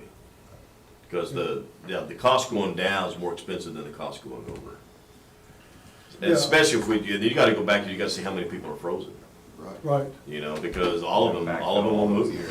You know? Have we done any looking into or the same type of research of where we stand against other schools on that spectrum? Yeah. I mean, like as About far as. 2 years ago, 2 years ago, I did a study for the board. And I'd have to go back, and I'll share that with Mark, I have to go back and kind of dust that off a bit. But I did some research for the board. The board had requested like a 26-year earning power study. Which essentially, when you do that, you operate on several assumptions. You operate that, you take a look at 3 or 4 area school districts. You say, okay, teacher X, let's hire that person. Every school district hires that person. And it's operated on the assumption that every year that person goes over one and down one, over one and down one, over one and down one. And you add up how much money they'll make over the course of 26 years, right? So that we can see, because our base is so strong, how long does it take other districts to catch up to us? We were good till about And- 22. Yeah, we found out we could go 21, 22 years before people caught up with us because our base is so strong, Right. all right? But we lost our experienced teachers. Right, I mean, because- that's when we became upside down. That's when the other districts took us over. Well, and Because some of those districts have 31 steps on their So- salary schedule. Just, somebody that's frozen is still gonna get $832 Yes. more this year. Yes, Yes. yes, that's a base increase. Yes. But when we talked about that, you know, when you're talking about the really cost prohibitive thing is you add the step as the 18th step, right? Right. Because then you've got everybody, but at the Everybody's time. at beyond at- 18. Right, at the time, we talked about maybe adding like 3 steps at what, at 22 years, at 26 years. Yeah, we talked about at 30 staggering them years. at one time. I think that's the only way to buy yourself in. Yeah. Yes, We talked, Do that the slowly. plan that I think I shared with the board at the time, added a step at 19, and added another step at 21, and added another step at 23, which means that if you're frozen, you wouldn't advance but once every 2 years. Yeah, But that's better than now, because now you're not advancing at all. right. But those steps have to be significant, Right. because you want to backfill. Well, and you gotta be careful, because if you're gonna make the commitment to do that, which I think is great, but you have to really balance that versus the base. Because you need to make a decision as a board that we're gonna focus on our senior staff now, because I don't believe based on the numbers you can do both. Because of the cost involved, because of the number of people you have frozen, all right? And the only way you're gonna be able to do it is just don't let them move every year. Just let them move every other year. At least you don't have them all at once. You know, if we tried to go back and add 7 steps and try to give everybody their years back, oh my God. Couldn't do that. That'd be worse than the $38,000 scenario, I think. I mean, it'd just be very expensive to be able to catch that up at that point in time, but, Worse than Clemson, yeah, worse than the W, man. Yep. yeah. So any questions about the proposal? Because, just general consensus, because based on the conversation, this is what we plan to bring to the board for consideration at the April board meeting. And we have a budget built. Yeah, I mean, I wanna see where it factors into the How are we gonna pay budget. for it? Yeah. I get what it costs, but Yeah. No, the budget, I'm not ready to approve it yet, so. well, and the problem with that is that we have to do salaries right now. The budget's not gonna be until June. By the way, it's Right? gonna put the budget in the. The problem, red it's by not going to, because we have, I mean, $350,000. you've all seen the balances, right? I mean, you see those every month, okay? The balances are there, all They look right? good right now. We're gonna do a maximum transfer at the end of the year. We're gonna do that, we've already been moving classroom trust into Fund 4 anyway. And even with that, the balances are still high. So, yeah, I feel comfortable that the end of the year balances will cover that. That won't be an issue. I don't What do have you any mean by doubt we can the pay end? for it this year. It's gonna be a year or two down the road. Is this sustainable? That's the question. I think it is, yeah. I don't want, I mean, I understand that our reserves, when you're talking about our balances are high, you're talking about our reserves. I understand that our Sure. reserves are at, what are they right now, 22, 23, 20, maybe, well, if we take out the ESSER money, you know, I don't wanna factor in that we got all this ESSER money. But if we're at 25%, I don't wanna say, okay, yeah, our reserves are real good, we can do this for a few years, and next year we're at 24%, 23%, 22. That's not sustainable. Right. That makes this not sustainable. That's the information I need to see before I'm comfortable with this. I agree. Does that make Yeah. sense? That means, Is it sustainable because of the lease purchase coming off, or is it sustainable because? well, the lease purchase doesn't have nothing to do with that, that comes all out of That's a Fund different 4, fund. all right? What you can do, what you would do though, is right now I'm making maximum transfers, okay? From Fund 1 to Fund 4, all right? And that's in the neighborhood of, right now, we're putting about $1 million into Fund 4, all right? You lower your maximum transfers and keep them in Fund 1 and Fund 2 to pay salaries, all right? So it's doable, you can do that. You may not be able to put as much into Fund 4 as you are right now, but you're making a decision to focus on salaries as opposed to putting it into Fund 4. So that's a decision that the superintendent needs to make based on your cash flow and how much money you need for salaries. So I would say right now, you just cut back on the amount that you put in Fund 4, devote it towards salaries. Because I'm putting the maximum amount into Fund 4 this year, you know? And that's fortunate because we have the extra dollars there, but I would just cut back and just make that part of your budget now. You know, and then evaluate it each year and see, make sure we're not upside down. You know, I still think this is a fair, if there's any way we're gonna get our non-certified people caught up, we're gonna have to do it in chunks. Oh, I don't disagree with that. Because there's no way that we can catch them up any other way. All right, can I ask a different question? I'm gonna Sure. go back a little ways on it. The multiplier question, did we look at where that puts our people comparatively to the SEA? So No, I mean, not this year I didn't. Last year we looked at it, I think we had some data, I think you saw it too. That, I mean, I was like in the SCA, I was 5th, I think. I think elementary school principal was 7th or 8th. You were 7th or 8th. so we were drifting toward the Yeah, bottom. we were of the bottom side of the Okay. SCA at that time. So I mean, this will make us more competitive. we're more competitive now with this multiplier correction. Yeah, that would put us more in the ballpark. I think pretty much we're on the bottom side. The only one that wasn't was our middle school principal. But she also had, I mean, for middle school, she had a doctorate Right. and experience and all that, so that Sure. lends into it as well. But I think I was 5, I think you and the elementary were like 7 and 8 maybe, something like I think that. it was 8. So it just puts us back. Well, yeah, it'll be more In the middle. competitive. More competitive. It'll be more All right. That was SCA. Yeah, that's what I mean. Yeah. So overall, this is just making corrections. Yes, yes. It really is. Pretty much, I mean, it's paying people what they're worth, you know, and right now, we're not. The, Problem. the non-certified is just that's just a. It's abysmal. It's not It's good. non-certified to minimum wage at least or above. I hate to say it, but no. Yeah. I think in a lot of cases, it'll give them 10, 11 bucks an hour. You know, and minimum wage in January is gonna be 12. But to your earlier point, there are other benefits. Sure. Yeah, they do get full health But insurance. it is a minimum wage. It is a basic wage. It's in the title of what it is. I mean, That's right. Do we have, do you foresee an effort to try to get them to that? Sure, Marty, as I we mean, move yeah, forward? We'll have to be cognizant Right, of it for the it's next gonna- few we're years. gonna have to be But careful again, of it, if but you're yeah, gonna- if it's- you're gonna fix the steps, the That money's is gotta the, come from somewhere. Mhm. That will be the challenge. You can't going fix forward. everything. Yeah. Nice for the Remember, state to we're kick in working some on money. a minimum wage tax That's levy. right, right? yeah. Yeah. That's I where it mean, comes from right that's there. where, that's where it comes from, why we're in the position we are, why we can't give those raises, why we, or it's so difficult. See, you would think when they set the minimum wage law, I mean, but in fairness, government entities do not have to fall under the minimum wage law. We don't have to follow that. But if we expect to get people, we'll follow it, you know? But it's interesting that they wouldn't increase the minimum tax rate level when they increase the minimum wage law, Right. to allow us to have more revenue to increase that.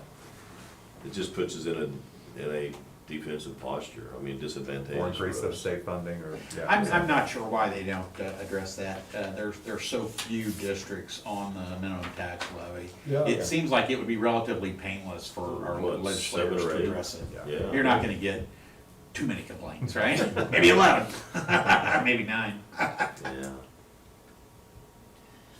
Any other questions on this at all?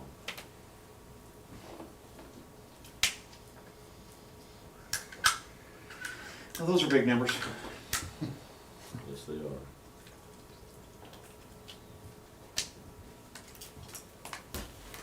If not, you good? Okay. Good as we can be. All right. You're just running through this one. Where's my list of stuff? It was 6:30. All right, the next item, and this is a conversation that we had at the last board meeting, but just want to throw it out to the board.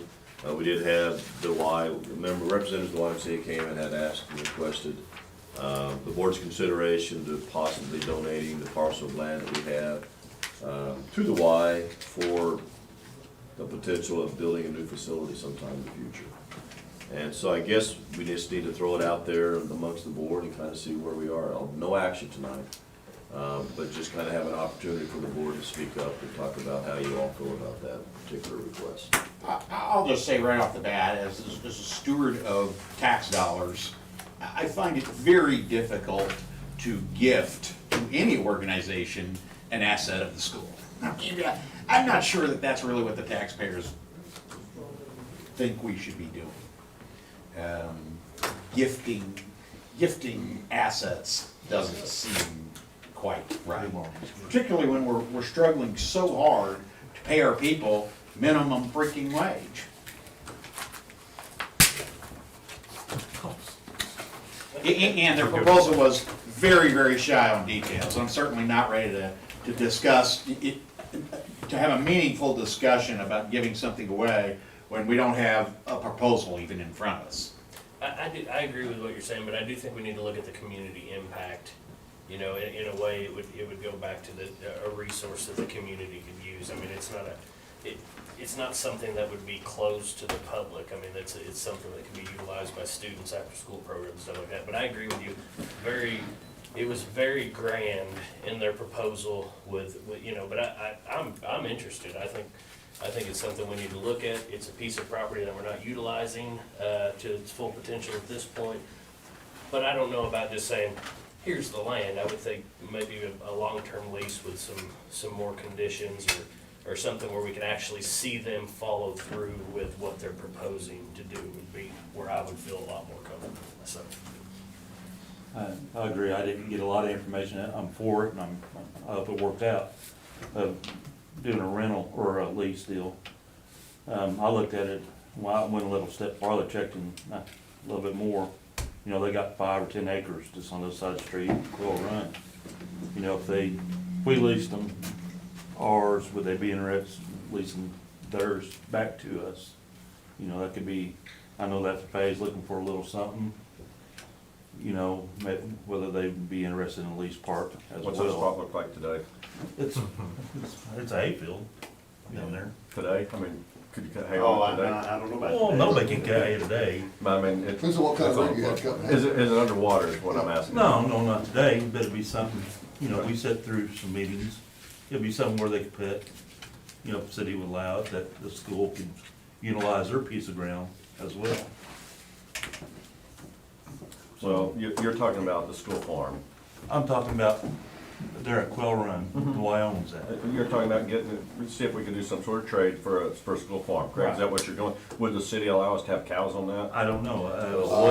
In Quail Run? Yeah, we looked at that once, and it's inside the city limits, so Who cares? that wouldn't work. When they first got that, they were talking about soccer fields or something down there, and I don't think that was going over real good. Yeah, that's just on this side of Bill Myers' house, Yeah, right? yeah, below Bill. Just tell Billy, you know, Yeah. school give him some ribs. There you go, there you go. You just told him. I would be interested in more discussion with them. I mean, I'm kind of interested in where Dean's at and give it to him. I think it's a community thing that the school would have use of the facility at times, whatever could be worked out. But there again, like you said, we're short of details right now of what's really going on. But I don't think they really know, you know, I guess their whole point was they felt like they had to have the land first, or some kind of agreement on land before they could really go forward, so. They've got options for land. Yeah, they do. Oh, You yeah. know where else? No options, nobody else is gonna give it to them. I It think sounds- that's the issue. It sounds quite familiar to what we're fixing to ask the city to do in this MoDOT building. They're like, well, we can't really move forward unless we know that we've got something secured there. I think that's more where they were at, just knowing that we were in that ballpark of having that discussion, you know, leaning in that direction. Would any of their other options be usable by the school? You know, I think you better look real closely at how much school use any of their properties are getting, before you listen to those promises. Right. And I suggest also that you look very closely at the finances of the specific operations that they're touting as successes and find out where their money comes from. Because it doesn't look like that here. You're being very vague, Dean. That's because it's easy to. Cut to the chase. He's internal, we'll give him a chance. I want my wife to see that this is a cherry pie, because it's her baby. Here, let's get back. You know, I think the communities that they're touting have got some real heavy-hitting donors in them. People that give $50,000 or $60,000 a year to the Y as a gift. And I think when you have heavy-duty donors like that involved in a program, that program looks really good. I'm not sure we're gonna duplicate that here, because I don't think we're gonna duplicate that here. So, I think it's one thing to say, this is what we wanna do, but if you don't have that same financing structure behind you, it's gonna be very difficult to pull off. That's fair. And I agree with that, but, and in the Y here's defense, there's really not much we as a school district could do at that facility. I don't, I'm not throwing stones at anybody, I'm just saying, And the reality is. I'm like, you know, I'm kinda like Coach Colley, again, I can't believe I'm agreeing with you. Between Dean and Matt, I don't know that we need to give it to them, but I think we need to at least look into it. I mean, I'm not saying on the giving, but if it would be, that'd be a very good spot for the school to utilize it. Yeah. The spot that we're not doing anything with. Yeah, I mean, and And- I think it needs to be Hasn't been looked 18 years. into, but you know, there has to be numbers and there has to be a timeline, and this is what we're proposing to build, and these are the courts, and this is what would be available before any kind of concrete decision could be made, in my Yeah. opinion. Food for thought, just on one potential use of that, should the school keep it, is if we are expanding career tech ed program. We talked about residential construction, pretty good site to build a couple houses over there. Right, You know, close to our the water and career sewage tech is ed right there. department. Yeah, We've got supervision right there, we've got storage right there. yeah. And when you start looking from a city perspective of best use, 10th Street, best use is probably residential. Back to your point about the YMCA and their donor, I've heard a little bit about that. Mine, and of course, I don't know about every place, but the three places that they mentioned was Kabul, Mountain Road, and Seymour. And I did hear somewhere that the donor thing you're talking about, that was in relation to Seymour donating for the pool, Pool. was the way I heard that. I don't know if that's the same way Mountain Road could go or not, but I know that other one has a pool, I think. And they said that's how they sustain the pool. I in think that's Seymour. right. In Seymour, I think Yeah. that's correct, from my, I mean, I'm not. I mean, but if there was a facility that was somewhat similar to the Y at Mountain Grove, it would be a huge benefit for the community and the school district. I mean, we are short of gyms and that sort of thing. I don't know. I think it needs to be looked into. And in their defense, they kind of walked into a buzzsaw that night. Whatever are you talking about? Yeah. I thought it was a good time. I bet you did. It's a good time to be a mile and a half away. Mr. President, do you have You know, yes, I'm just listening to everybody, taking it all in, but I don't have much different to say. I agree, I would love to see the facility somewhere close to the school, something like that, but I'm having trouble saying that's the right spot. Just, I'm leaning on the career tech ed deal. I hadn't thought about That's really, I wish we were another couple of years down the road to where we could see where our career tech ed department is at and what, you know, if we get into that and we say, you know, it just, yeah, it's working, but we're probably not gonna be building some houses for a long time, I would be all about, you know, working with them, trying to work something out, but man, that would just be too handy if we get in, if the career and tech program goes like we want it to, like we hope it does. That would, we're not gonna have another spot that convenient for us to use for that program. What do you foresee as a long time? I don't know. I don't know, you know. We've owned it for a long time. Yeah. Well, I'm I'm just, you know, I feel strongly about They're the good. tech Yeah, you and better stick one our out there. program's building there, but He's I don't foresee that. I mean, we're looking at 2023 before we get a building. Correct. You know, I mean, it Correct. could But I- realistically be a long time before we get to the point where we can build a But, house. Right, but a but- long time, 5 years in the planning for the Will Springs School District is the blink of an eye. Yeah. But Yeah, how many I mean, houses would we build there? well, who knows? I mean, I think there'd be enough for two, It may probably. be enough for two, but I. okay, so Or that would you may be, just build one on the road and then keep the back half of it. so that would be like a couple of years worth of using it, right? At least, yes. And then you're back to square one of, Well, you've What do got, you do you after know, that? philosophically, you've got a robust program then that you're gonna continue to, you know, have And to you go would, somewhere else.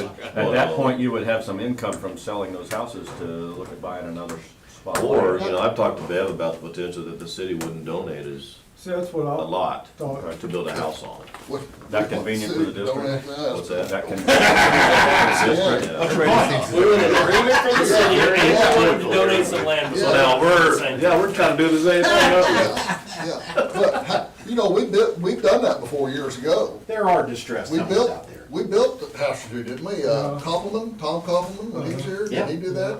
Yeah, and, But did, Somebody else did it too. somebody else, I can't remember who it was. Oh, you know what, Deb Helmer's house out there, Yeah, right? yeah, because they went to the site Yeah. and built it there, right, where Right. it was gonna Yeah. be. So we did that? Who did Yeah, that? out on Pine Grove Road. Yeah. Yep. When- Out by how the long ago was old, that? Long. Can you really, so we were in the business of building homes at one time? 30 We really years built ago. homes at one time? Yeah, it's been a while. As a school district, I didn't know that. Who is that? Six, that's Maybe, long. maybe 40. That's cool. so Not you, apparently. that must have not went real well because we quit. I mean, I don't know. You know, the challenge is gonna be getting somebody that has the skill set to do that. You gotta get the right people. That's good enough to work with children. And I don't mean good enough to work with children, but I mean, that's a skill set in and of When you start itself. talking career and tech ed, that's gonna be huge. And then somebody You're right, knows- Frigga to go do that. Probably not. Well, if somebody knows how to build a house, now the other way you can do it, I've done it both ways, you can build it on site or you can build it on your school site if we have a spot. Right. And then somebody can buy it and then it's their job to move it wherever they're gonna move it, they're gonna go out and buy their own lot or whatever.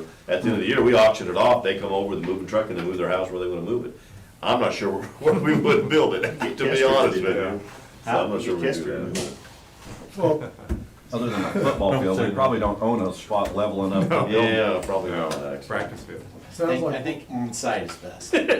sounds like what we're gonna get on trade-in on our buses, we'll just I know. remodel them. I know. There you go. What are these tiny You're houses? gonna see that, well, that's in your stuff too. I have a proposed agenda for the April board meeting. You got proposed purchase of buses on there. But we've got 2 buses we're looking at purchasing, and they're like $15,000 higher. Yeah. But the trade-in's like 50% less. So, Yeah, how we does gotta that we gotta buy more for the bus, and they're gonna give us less for hours. Yeah, So it's nuts, so, yeah. So I don't know, Tony, kind of where, how or what we need to do to get closure to this conversation. I really don't know. I mean, that's, I mean, I'm kind of at a loss here. yeah. For the The Y? water, Yeah. yeah. Well, I mean, I think the ball's in the Y's court. That'll come back with something more than, I think there's interest. That's how I would summarize the conversation, is there's interest. But I mean, I think we're short on detail before we can make any real decisions. Right. And I'm not sure they have detail. I don't think so either. You They- know. You know, they. I mean, it's their idea. It's not ours. It's not ours to move forward, right? Well, they're kind of asking the board to kind of make a leap of faith, I Yeah. think, that, Yeah. if you build it, they will come, so to speak. If you give it to us, we'll do something with it, so to speak. But I'm not into giving it to I them. would, Not yeah, that I'm deep, kind for of sure. just representing the district to have some assurance on the back end that we can still somehow be part of that process. I have no doubt that they would, in good faith, they would allow us to be part of that planning process as far as what it would look like and would let us use that when it's convenient for them. But I really don't think we're gonna get much from them, more of a plan until we ante up and say that, yeah, you can use our spot of land if you get funding. That's kind of where I think we're at. What about the, I mean, do we even know what it's worth? No, we haven't got it I mean, appraised. That's the reason to shouldn't we have an appraisal? Yes. At least? Why? Well, I mean, don't you wanna know what you're giving away?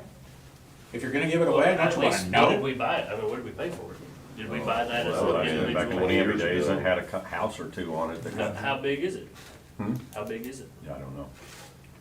It's at least a lot and a half. I mean, It's They were $2. talking about 1.3 I acres. mean, I don't know wasn't that it? we need to have a full-scale appraisal, but we could get a general idea of how big the lot is, what they're going for. and- Yeah, I'm not interested in spending money on an appraisal for something we're gonna give away. Well, let me do some checking. Maybe I know somebody who could help us with that. There we go.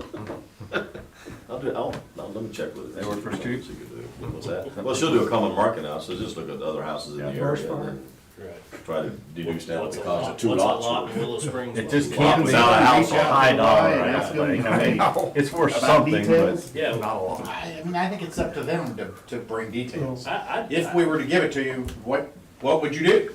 you know, we didn't have a conversation with them. We sat and listened to what they proposed. I think we need to have a conversation with them, like Scott's suggesting. Invite them to come back and let them know that we're interested, but we don't have any details. Is that truly what they're wanting? Are they truly wanting us to just, here's the land or whatever? I mean, I think we got part of the picture, but I think without furthering that conversation and knowing for sure where they stand on it, I mean, how do we know whether we're comfortable or not? I mean, I think we're close, but I don't think I think we need to talk to them again. I think they need to come talk to us again when they have more information, if they have something more to present to us. I think it's kind of the same deal that you said earlier, Matt, is that they need to be able to say that they've secured a site to be able to apply for grant dollars, I think.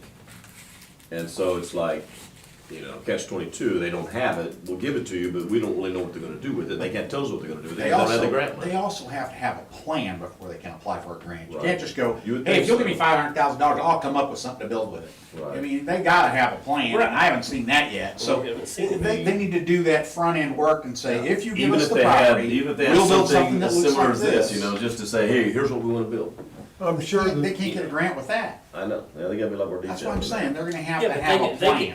they might not be able to get a grant with that, but they could get the school board to understand their vision, understand where we're going with this, We would have a clearer picture if we had more information and actually had a conversation with them. They presented something, there was crickets, then they walked out the door. I feel like we could, I well, think we could have a better conversation with a them. lot of those grants too, you win points if you form partnerships with That's or correct. other entities. You have to have that. And that would help them on that. Absolutely true. And it would be a benefit to the school district and to the community, no doubt, but I think there just has to be more information.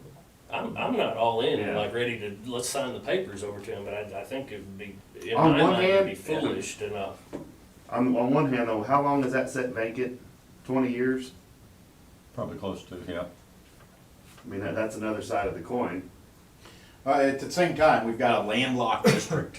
One of the biggest problems we have is the fact that we're landlocked, Yep. and they're not making any more of that. So, you know, just because it's sat there for 20 years and we haven't used it yet, doesn't mean that we won't find a need for it. I'm not suggesting we keep it just in case forever, and I'm not a hoarder, but, you know, let's have a plan. I mean, let's have a plan I don't know. that we understand. I mean, just, I'm not suggesting we do this. And but I I've wasn't not- either, I was just. I've not looked at the spot of land to know exactly how it lays or how big it really is. Is it big enough for a baseball field? No, No, No, okay. no, for Okay, sure, all right. yeah. I don't think so. Right. oh, And it doesn't lay out yeah. well Okay. for that. Well, I'm that way too, but you know, that's a community partnership with people in your community. I think that's what you wanna do. I think as a school district, I think we wanna partner with the community as much as we can. So I think if there's a way that we can get some questions answered, like you said, and we can have a discussion about it, maybe learn more, I think that's the way to go.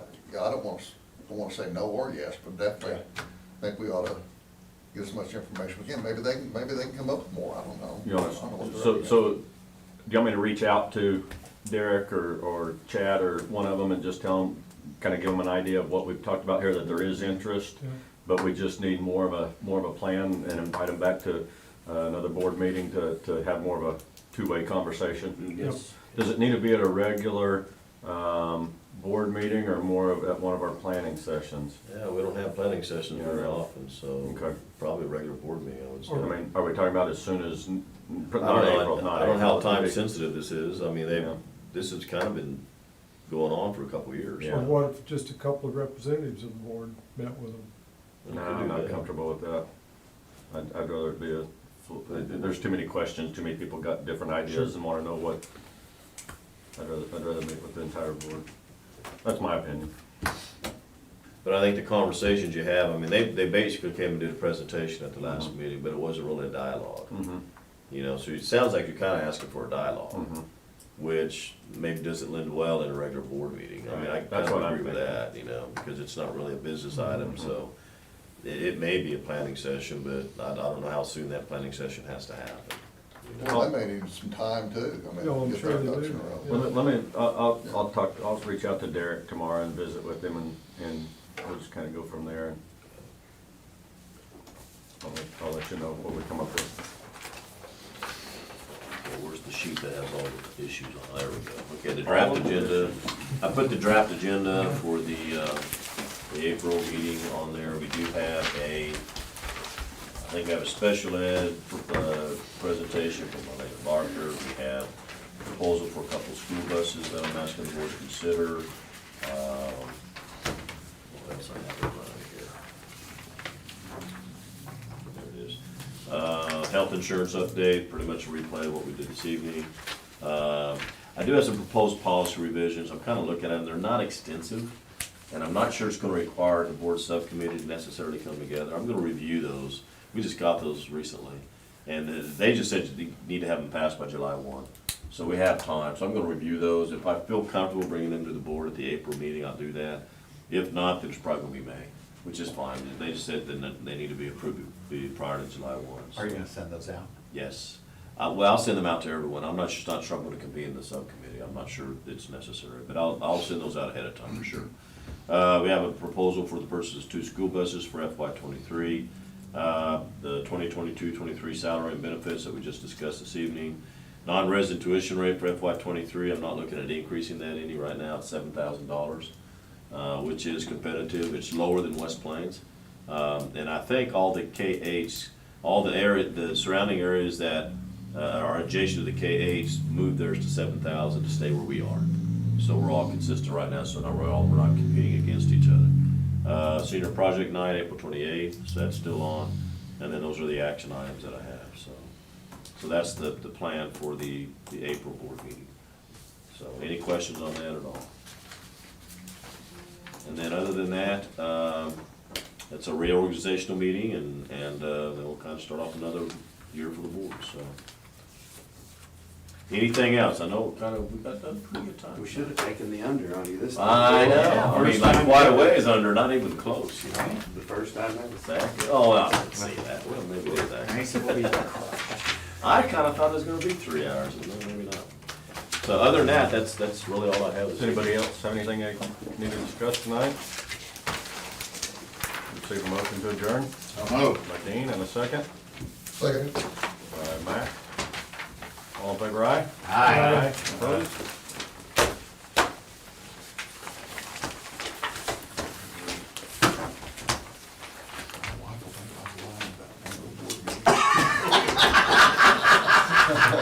What did he say? My wife will think I'm lying about going to the Why, because you got back so early? Good job at broadcast. Yeah. Hey, can you shut us down? Oh, yep.